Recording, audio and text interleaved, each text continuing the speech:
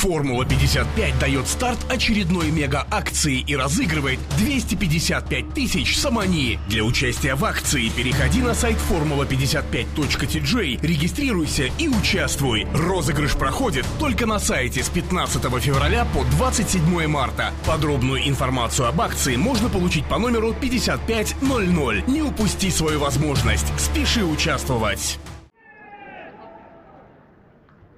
منتخب جوانان تاجیکستان اشتراک خود را در جام آسیا 2023 با ناکامی شروع کرد. دسته جوانان تاجیکستان در بازی یکم جام آسیا 2023 در گروه سی از تیم اردن با حساب 2-0 مغلوب شد. هرچند در دقیقه‌های نخستین میدانداری فوتبالباز دسته اردن بکر کلباونه کارت سرخ گرفت و از میدان خارج شد. با وجود کم بودنشان بالاخره با گذشت 6 دقیقه فوتبالبازان دسته منتخب تا 20 ساله اردن توپ را وارد توری دروازه همسالان تاجیکی خویش ساختند. گل را علی العزیزه در نام خود ثبت کرد.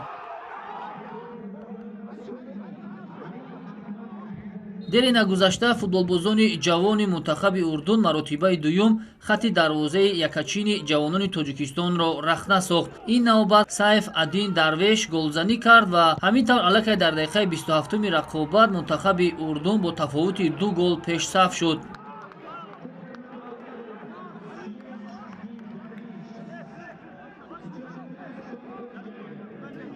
футболбозони то 20 солаи тоҷикистон дар охири қисмати аввали вохӯрӣ ҳарчанд як маротиба тӯбро ба дарвозаи рақибонашон ворид сохтанд, вале довар ин голро ба инобат нагирифт. талошҳои дастаи ҷавонони тоҷикистон дар нимаи дуюми майдондорӣ зиёд буданд ва ҳуҷумҳо ҳам пай ҳам сурат мегирифтанд, вале мутаассифона имкониятҳои мусоиди голзанӣ борҳо фароҳам оварда шуду маҳорати инфиродӣ бозингарони хатти ҳуҷуми даста кор надод. ҳамин тавр дастаи ҷавонони зери 20 солаи тоҷикистон дар аввалин бозии худ дар марҳилаи ниҳоии ҷоми осиё 2023 ба шикаст мувоҷеҳ гардиданд. امیدوار میشیم که در دور دوم مرحله گروهی روز 5 مارس منتخب جوانان ما با همسالان خود از عمان که امروز از تیم کره جنوبی با حساب 4-0 شکست خورد میدانداری میکند.